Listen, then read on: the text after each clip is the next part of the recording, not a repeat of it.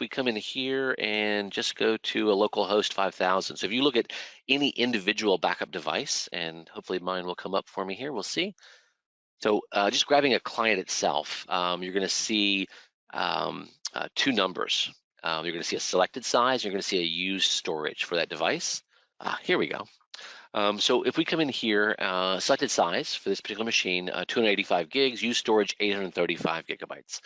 So all of my retention points that exist, all the backups that I've done, network shares, system states, things of that nature. Currently, I have 285 gigs of data selected, but my used capacity in the cloud is 835 gigabytes. So I'm at about a, we'll say 2.5 to 1 ratio as far as consumption.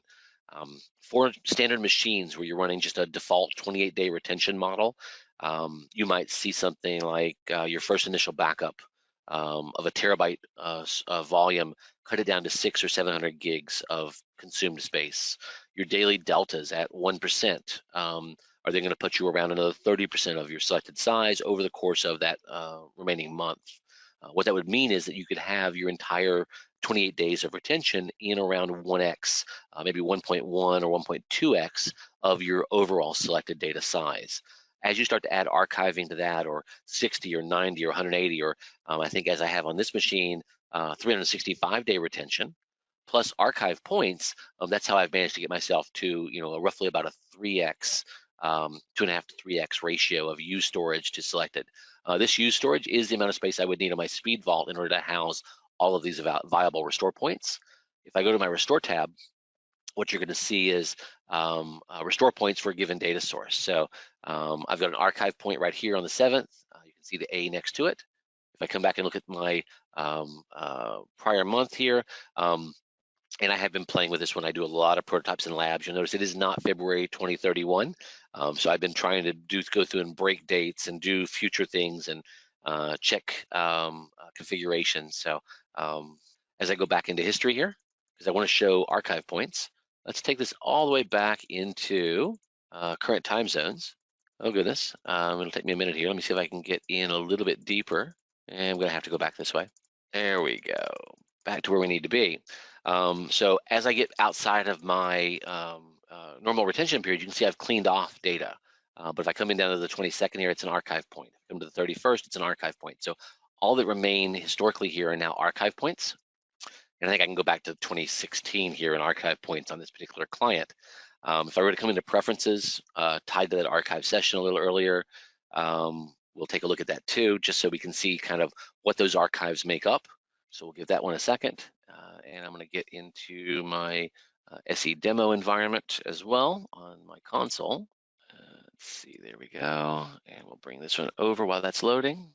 So in my SE demo environment here, or in your console, when you're logged in, you'll be able to expand the donut charts up here at the top. Use storage, selected size and use storage. So here we're looking at selected around 4 terabytes of data. Use storage around 12.2 terabytes of used storage. So that same type of structure there. And I've got retention models down here that are 60, 90, 120 day, some 30 days, some documents, which are 28-day default retention, some all in, which is 28-day default retention. So of these environments, I've got, roughly a, what is it here? Let's call that a 3-to-1 ratio here as well of selected to used, and these are going to have archive points in place as well in this extended retention. When you look at individual devices, you can see selected versus used down here.